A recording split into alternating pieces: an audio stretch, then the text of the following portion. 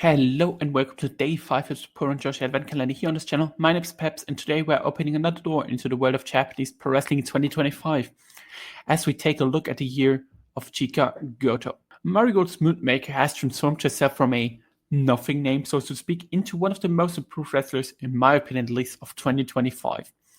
As the promotion continued to expand its identity, Goto rose with it like none other, steadily moving up the card thanks to growing confidence and ability to show emotions that helped her connecting to the Marigold audience like no one else in the company.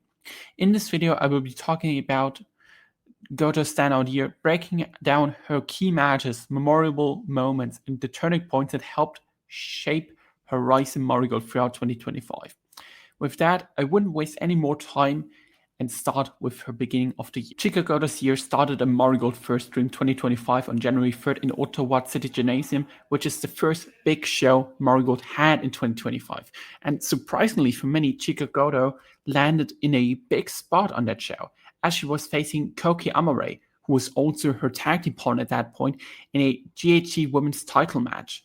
And the story of this coming into was then when Chika Goto was injured, last year in October, Koki teamed together with none other than Utami Hayashishita, and they had great chemistry together. They even went to a 30-minute time draw against the back then Marigold Twin Star champions Mirai and Mai Sakurai. And Chika Goto reacted to it kind of jealous, and that was the build-up to the story that they told over the course of the last quarter of 2025, heading into this pay-per-view. Koki, of course, also won a GHC women's title. Meanwhile, Chika Goto still has yet to win a title in her career, which also fueled the little bit of jealousy that Chika Goto had towards Koki. That all led to this match and a big spot, which just shows you that if Rossi wants to, and if he's really behind certain talent, he's able to give them chances that many people would say, okay, that comes way too early for them. And based on this match, and of course there was many things that didn't go as planned, that was kind of a setback as the start for Chika Goto's year, as Koki Amare tore her ACL around 6 minutes into the match, but they were able to finish the match still, and Koki still went over, but of course the match suffered throughout the injury because it was never really getting into the second gear and everything like that, which is sad in my opinion because it was a big spot for both of them, especially for, of course, Koki Amare, who was meant to be at that point one of the breakout stars of 2025, and she tore her ACL in the first match of 2025, and in general has sadly battled a lot of injury luck in the year.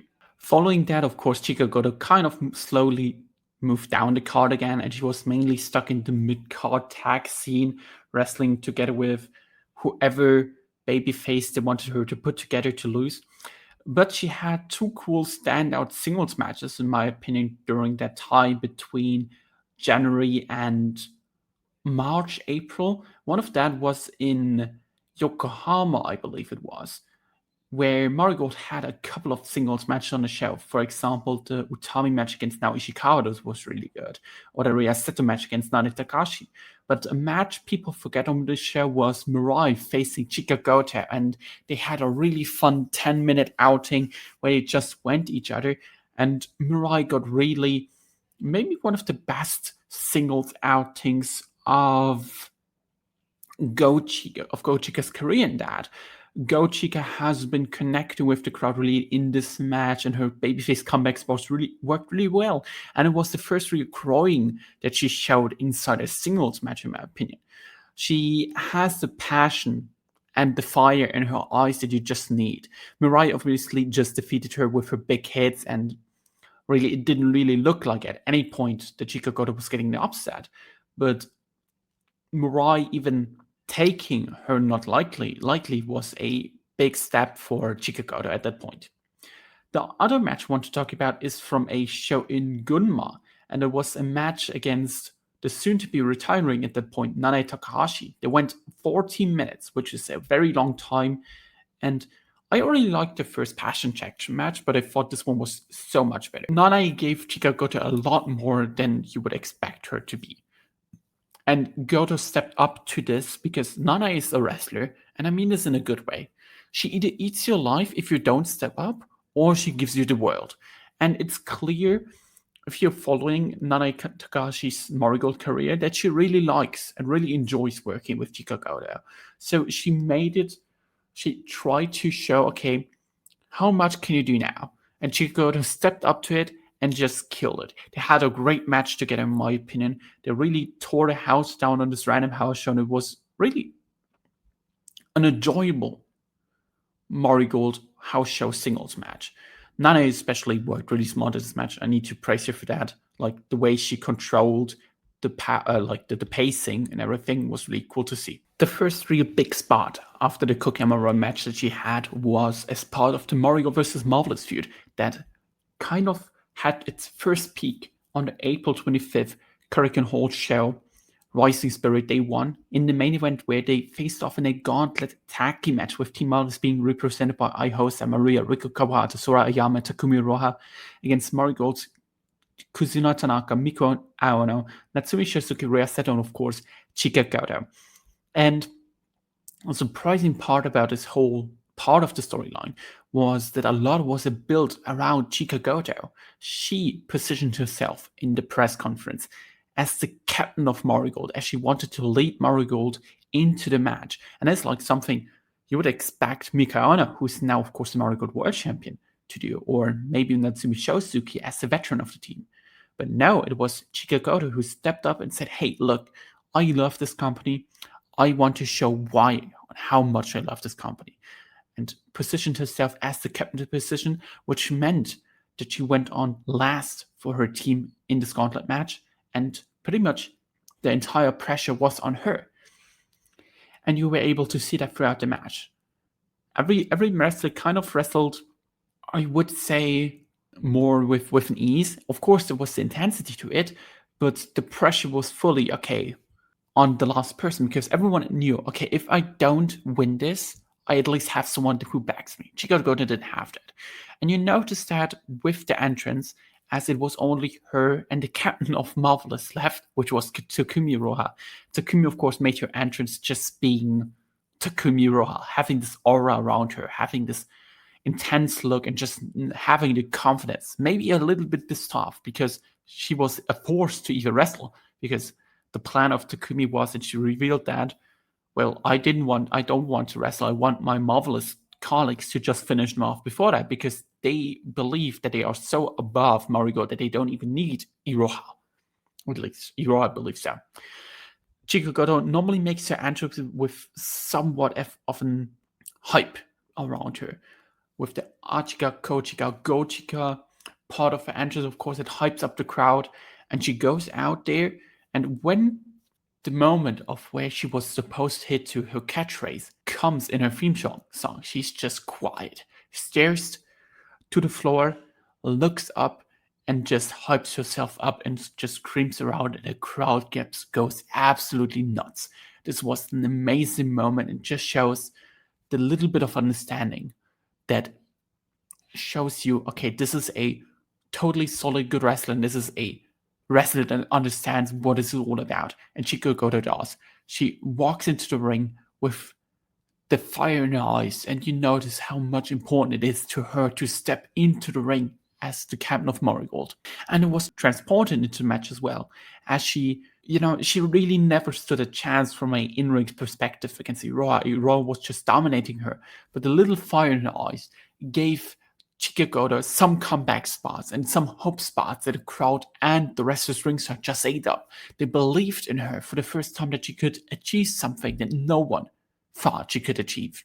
In the end, it was still not enough, as Iroha planted her, of course, with the running free to get the win over her and defeating the Marigold team. Chika Goto walked out of this match with a more improved self and a crowd connection like really no one others. So it wasn't a surprise that Marigold as a whole saw this and kind of capitalized to it. And as a follow-up to that, and as a follow-up to her really great outing, Chika Goto got a spot against Mai Sakurai for the United National Championship in May like a month after, shortly before the big pay-per-view in Yoyogi. And it was kind of a surprising choice, really, to be completely honest with you, because it came kind of out of nowhere. But she challenged Mai Sakurai following her defense against Misa Matsui for a show at the evening show in Sapporo, Hokkaido, which is, funny enough, always a show which Marigold has title matches for. I would believe they get paid to run them, but I'm unsure really. I would at least imagine show that they get paid for that. So there's that. And she was facing Mai Sakurai in the main event of the show, and I love this match. This United National title match was just great in my opinion, and it just shows you how good Mai Sakurai has become of carrying wrestlers. Go Chika is not a wrestler that has the ability to wrestle on a insane level instantly. She needs a little bit of help yet, but this match and the helping of Mai Sakurai made her arrive as one of the coolest big time performance Marigold has. Not a sense of, okay, she can deliver the best matches, but just because she moves me on an emotional level so much. Go Chika was once again in the serious mode, which just elevated the match. And it helped that Mai Sakurai is someone who realizes that and can lean into that. Mai just stiff the living hell out of her for the majority of the match. Go Chika even getting a bloody nose, and Mai was just not afraid to lay her moves in, and with that forces Go Chika to respond in a strong manner. And that helps the match in general, because with that you have two wrestlers who just try to outstrike them, or not really just outstrike it, but outpower them in general. And it helped the match because it made Go Chika just look really good, in my opinion. Her chemistry with Mai Sakurai was great in this match, and the blood that I mentioned through the bloody nose helped a little bit of intensity to help the match get even more intense and heated already. For me, this match maybe deserves a better crowd than the Hokkaido crowd that was kind of, just there to be there. This match at a Rocking Hurricane would have been fantastic, in my opinion. Like, this match in front of like 900,000 fans in the normal Hurricane Hall Chef Marigold. Oh my god, I think this would have been one of the best matches of both careers. But instead, it was a very good match that deserves the recognition it got, in my opinion, from the fans, and just showed, okay, look, Chika Goto, she even can get it done in the big spots. And it kind of redeemed herself from the match against Kobe Ray, of course, from January. That, of course, wasn't her fault at all. Neither was Koki's, but, it's always a bummer to have a big spot like that and get an injury. So the next big two spots she got with the Gauntlet match as well as the Mai Sakurai match, she delivered maybe the best two performances she had from herself ever. And it is something really cool to see, and she kind of bounced back from that. The summer ahead of the Dreamstar GP was kind of nothing for Go Chika. Like, she teamed a little bit with some wrestlers and all of that, but she didn't really do much of importance. And then we head into the Dreamstar GP 2025, as Chika Goto once again took part as part of the Star League. She was in a block with several of the biggest stars in Marigold, and in my opinion, some of the most consistent wrestlers in Marigold. Mirai, Misa Matsui, Mai Sakurai, Nagisa Nozaki, Chan Yota, Miko Ano, and of course her rival Kizuna Tanaka were all in her blocks. And last year, Chika Goto only scored 2 points, with her only win really coming over Koki Amare in a Hurricane Hall upset, where she defeated her Twin Tower tag team partner. So this year, it was interesting to see, okay, how will she perform? Her first match was on the morning show of day 1 in Osaka Ideon Arena 2 against Mirai, and they had a fun 10-minute outing, in my opinion, that I really enjoyed. I thought it was one of the better matches of the show. They just went at each other for like 10 minutes, had cool spots in the end of that, and it was a little bit weaker than the match I had in February, in my opinion, because it was not laid out in that way, as it was just the middle of the card thing and not really under focus. And Mirai, in the end, just won the match, giving Chika Goto a record, like a loss to start her tournament off, but Chika had the chance to revenge herself and get to a 1-1 record as she defeated Misa Matsuya on the afternoon show of the day 1 match. And that was, in my opinion, a really good match. I like this one. They had good chemistry, good back and forth, and a surprising finish with Chika Goto getting the win, because Misa earlier on in the day defeated Mika Ono, which was a big upset. So I was like, okay, Misa will start 2-0, but no, Chika Goto got the big win here in a surprising fashion. I like this match. Then we go on to her third match, and that was against Mai Sakurai and Miyako Iwate. That was a good match. Not bad, not worse, but it was against definitely worse than her match against Mai Sakurai in Sapporo. But once again, it was also here in a kind of weird spot, second from the top with just 8 minutes, and they could really get themselves into a position that was interesting, in my opinion. So I still like this match. I don't think it was as good as it could have been, but I still liked it. Mai Sakurai here once again went over. Chika Goto has now a record for 1 and 2. Then she took a little bit of a break, but had randomly in the middle a hometown match against Mayu Watani. And that was, my opinion, maybe the best match she has had in her whole career. 70 minutes she got against Mayu, and they just went insane. I love this match from the start, from the finish. Mayu is just incredible. Do I need to say how awesome Mayu Watani is? No? Okay. No, they just went in there, had their fun. The crowd was totally behind Chika Goto, and I just loved it. I thought it was fantastic. Just awesome. Maybe the best singles match Chika Goto had together with the Mai Sakurai won to that point. Then we go to the Kurikan Hall show on August 13th. Mai Sakurai faced Nagisa Nozaki, and they wrestled to a double countout after 7 minutes. So Chika Goto now at 3 points after 4 matches. I thought it was okay. The double countout spots. I think double countouts in Joshi wrestling are like really badly done because they're always like the same. So the average double countout match of Joshi wrestling looks like this. Either it's a stupid brawl that just is unrealistic and they try to get back into the ring, but they hold each other's foot or do a move on the outside that makes like no sense at all. It's either that, or they spam moves on the outside, do counter sequence, and then do a double kick or something like that. Both don't go down and they don't get in 20. It's one of those two. Here it was the first option. They did a brawl. They tried to get back into the ring, but Chika then did the swing, and they just did a double countout. It was really stupid. It made no sense at all, but that's just how Joshi wrestling approaches with double countout, sadly. The next match was then against John Yoda and Shinjuku Face, and I thought this was really good. They just went each other for like 10 minutes with big power spots and all of that. Chika Goto won in the end, moves up to 5 points, which was surprising in my opinion, because that already not only doubled her points from last GP, but also like she has now 3 points more with 2 matches to go. So already a big success for Chika Goto in her second GP. Her last 2 matches came against Mika Ono in a 12-minute match in Mie. That was really good. Mika Ono, of course, won the match in around 12 minutes. It was fun. I liked this match a lot. They had a better one coming at the end of the year that we'll be talking about. And then her last one was the Kurikan Hall show against Kizuna Tanaka, and Chika Goto won this match in around 7 minutes. I thought this was really fun. I liked this one. Nothing really to write home about because it was kind of in the middle of nowhere of the card, but still a really good match.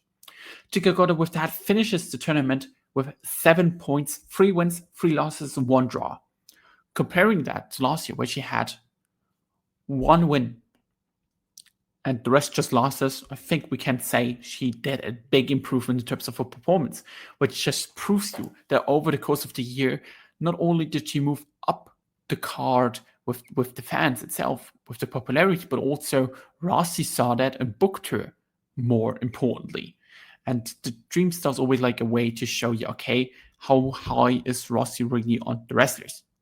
It's not just Rossi, but in general with bookers, because it just tells you, okay, deep tournament run is only a thing some people get in this company, especially with just 8 wrestlers in the block, especially in a block that I would say is really stacked in the sense that there are wrestlers you would expect, okay, they will all at least finish above her, and it's tough for her to get some wins in there. Like, she finished tied with Nagisa Nozaki, and in front of her are just Mirai, Mai Sakurai, Mikaona, who are like three of the top stars in Marigold, and Misumatsu. Behind her are Janyota, Kizuna, Tanaka. So she's just in the middle spot, right where she belongs, in my opinion, and that's good for her. Following the Dream Stars GP, the build-up to Marigold Grand Destiny in the Sumo Hall started. Chika Goto was announced for a match against As. It was never revealed who As was. We only found it out during the entrance, but Go Chika made a cool bit around it, like saying, okay, who starts with As? Is it Sa, Shi, Su, Se, So, and so on? It was really fun to watch because he was trying to figure it out, and everyone kind of knew who it was because it was very apparent who As is. And we went to the match, and As turned out none other than the former and first Marigold World Champion, the former IWGP Women's Champion, Suri.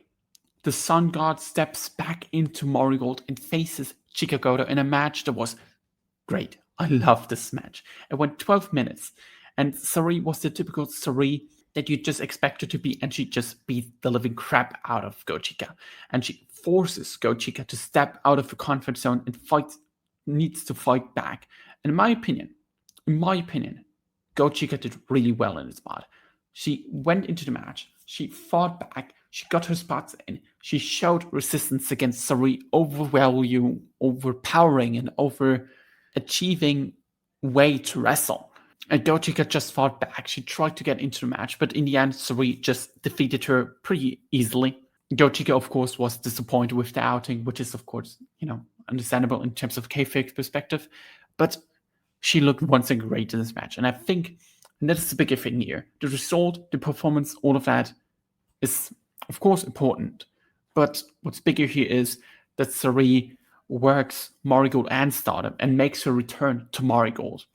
And she could have faced anyone, right? Like, she could have faced Suri. She could have faced whoever she wanted, pretty much. I would imagine if Suri asked to face them or them, Rossi would have given them to her. But she faced Chika Goto. In my opinion, it shows you how much not only Rossi values Chika Goto, but also the wrestlers value Chika Goto. They clearly see something in her. Nanae was really high on her. Mirai was really high on her. Utami really likes to wrestle with her. And now Suri too. It's like all of the top stars, of course, Mikaona as well. All of the top stars see something in her, want to wrestle with her. And it tells you, okay, there is something with her. And that is something you can't say to anyone. If so many top wrestlers think, okay, we want to wrestle you, and if there's a promoter who backs you, then there is something with you, and they know there's something in you, and they want to get it out for you. And with every performance that Chika Goto has, she gets better and better, in my opinion, and she slowly and surely figures it completely out.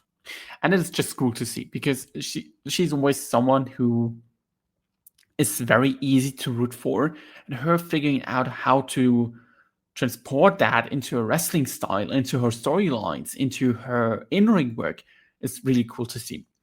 And then also follow up with her last feud that we were talking about here in this match, in this video, as she went on to challenge Mika Ono to a Marigold World title match following Mika Ono's title win, and kind of tried to talk herself into a Marigold World title shot.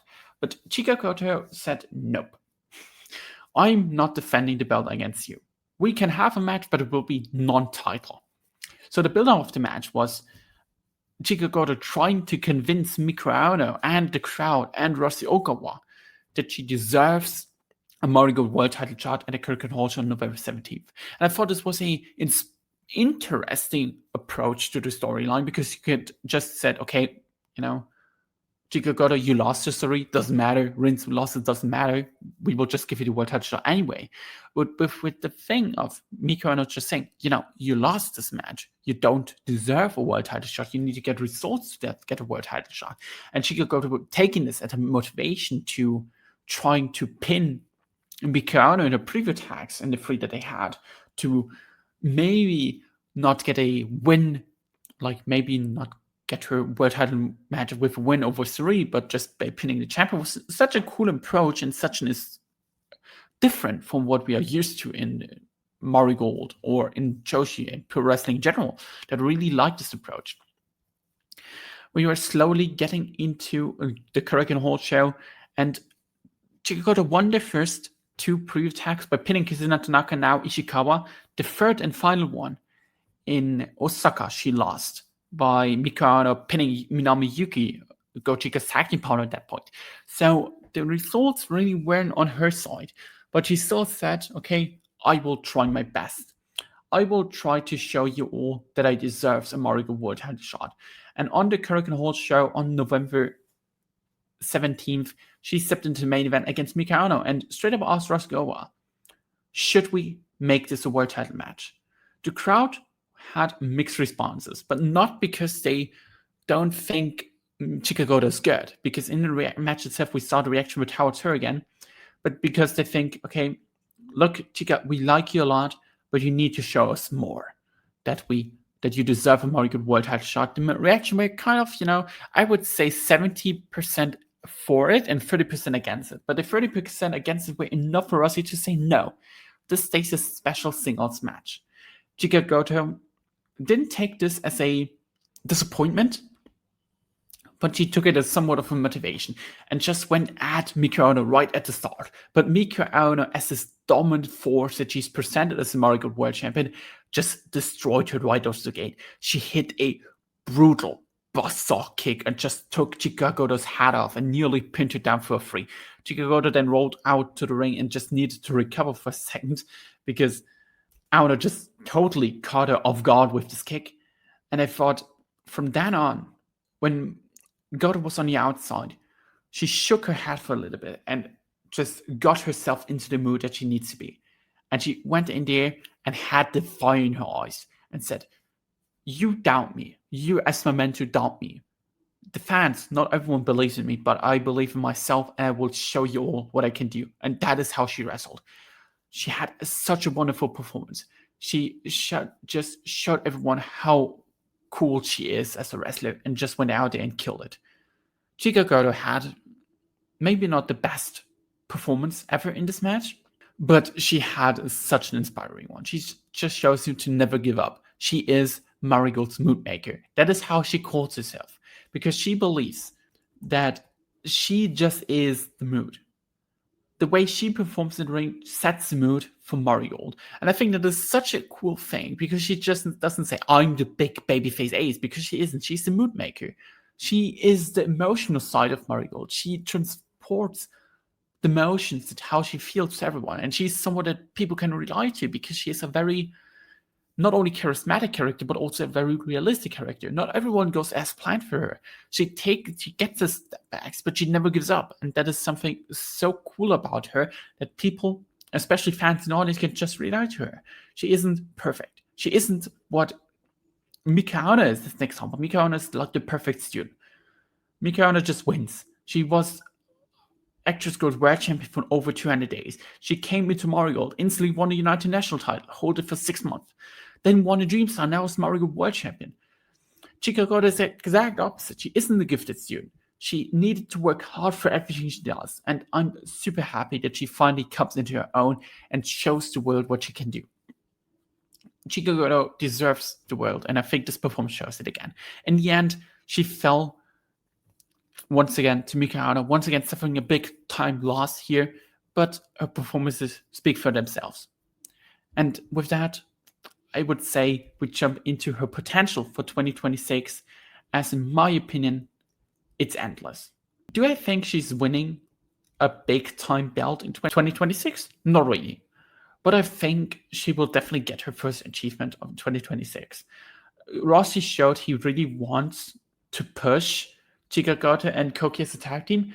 It's very clear they were originally scheduled to face Magenta at the Summer Hall show and win the tag belts there instead of Chiaki Misamatsui. I wouldn't be shocked. And if funny enough, it could be already the case in a couple of days when you're watching this video, that Koki comes back and they're challenging Misamatsui and Chika Goto for first, Mitsumatsui and Chiaki for first stream and just win the tag belts at Twin Towers. I don't think that's unrealistic.